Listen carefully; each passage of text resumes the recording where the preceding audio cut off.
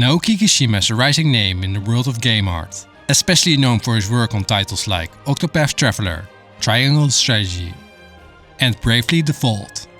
His style masterfully blends with medieval fantasy elements with a distinctive storytelling-driven approach.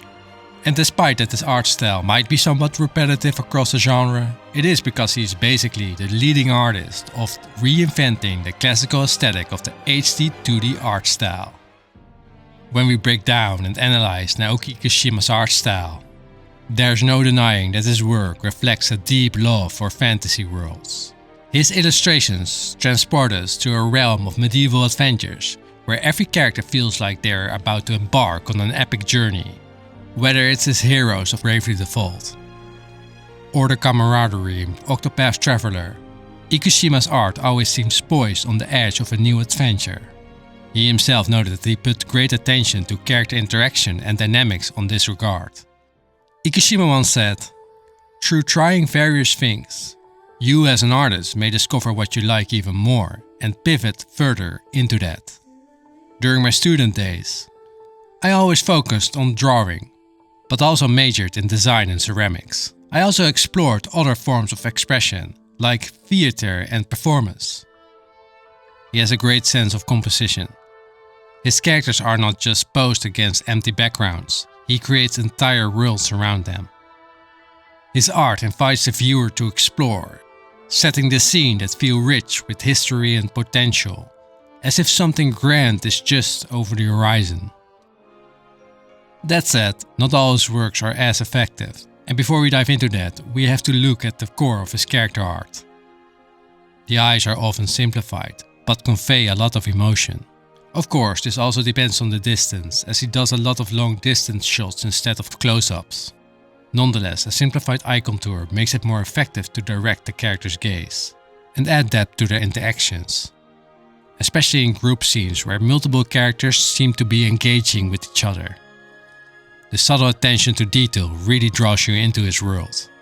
Facial features like the chin and the overall definition vary depending on the style he's going for. His chibi works have softer, less defined lines, while his more serious pieces show sharper detail and more expression. And the latter is a perfect fit for the more heavy-hearted titles he's working on. The proportion of his characters are considered normal, but he does have a refined edge to make his female characters feminine and men pretty rough. I aim to create a variety of characters, regardless of age or gender, and I want to do something different from the designs you often see in JRPGs. I did draw inspiration from comics and animations popular in the West. That said, because he's pretty niche in his medieval fantasy style, some of the designs of the job system and classes are pretty similar. Despite this, Ikushima noted that he was very aware and tried to mix things up with careful thought. You may recognize the same jobs, but I've differentiated the characters so that they fit the world and lore.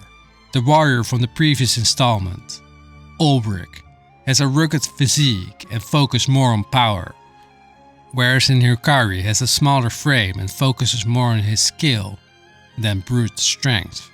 The previous dancer, Primrose, was a woman with a dark past, whereas in this title Agnia has a sunny personality.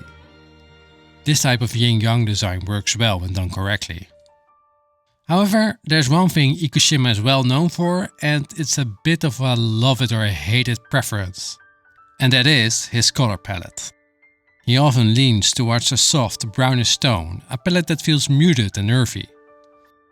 And while this theme fits well in his works, it basically dominates all the HD-2D IPs.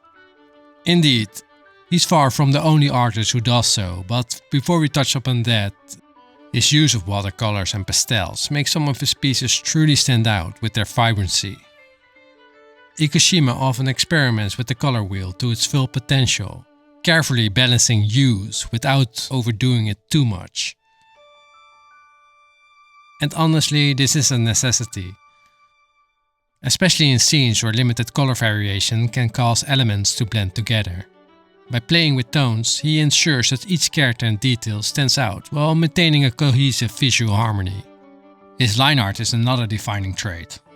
Ikushima tends to use thin, graceful lines with a brownish tint that blends into the overall composition. He also uses cross-hatching effectively to add volume and shadow, particularly in clothing or fur textures, giving his work a painterly quality.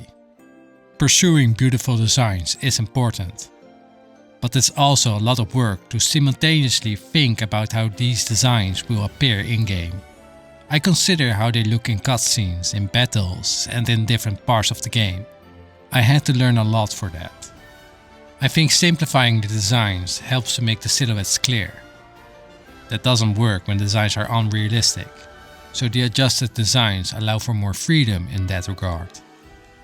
One area where Ikushima's style often draws comparisons is his chibi character designs, most notably his similarities to Akiko Yoshida, especially the simplified proportions and color palette.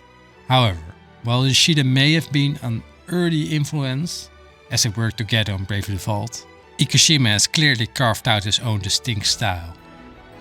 Interestingly, Ikushima works together with multiple artists that do try to replicate his style as well, and he noted that working in a team really has elevated his own work.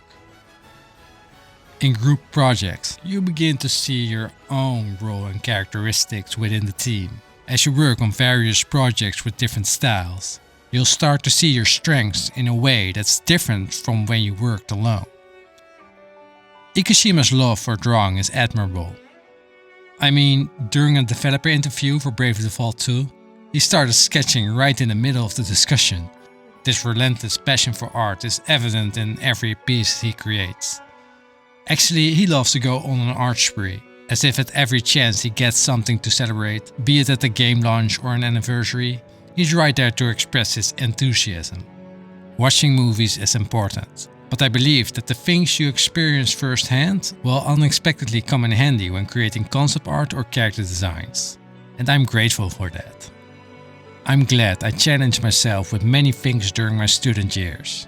However, after joining a company, the process of making things is completely different from the time when I used to work individually as a student. Unlike working alone, teamwork becomes important. And to no surprise, Square Enix keeps him close to their IPs. Now with his involvement in the Dragon Quest remakes, there's no doubt that he will continue to rise.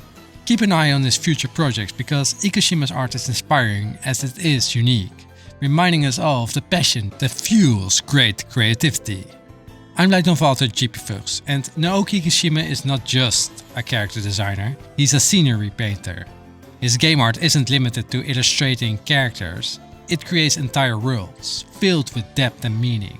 Whether it's ability to seamlessly blend characters into the environments, his mastery of color and line, or his dedication pushing the boundaries of his medium, in my eyes, he's an excellent fit for the epic medieval fantasy setting.